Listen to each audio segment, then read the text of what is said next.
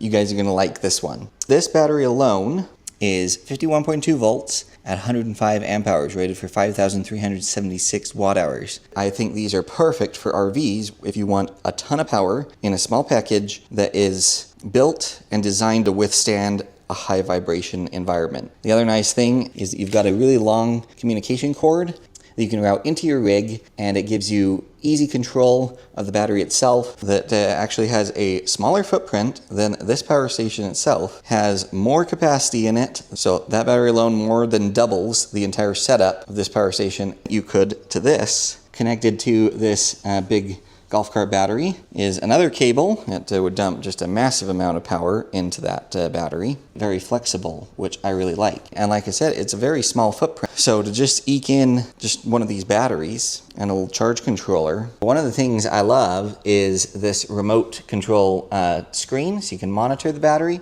as well as a remote on-off switch. And you could just route these wires and this screen to the interior of the RV, because then you have monitoring on your phone. So let me just show you kind of how this works. It's very, very cool. It's as easy as coming over here and hitting the on-off switch. The battery's going to turn on, and it actually turns the power on at the terminals. There's no power at these terminals, which makes it much safer. And this screen just gives you all the important information: your battery voltage, your state of charge, and then it also tells you your temperature and the kind of amperage that is getting pulled out of the battery. And so now with that all on, the power station is now inputting over 1,000 watts of power into it, while still charging this at full speed. And the other nice thing about just doing a charger to the battery and not doing pass-through charging at all, so this is my idea for the ultimate RV power solution.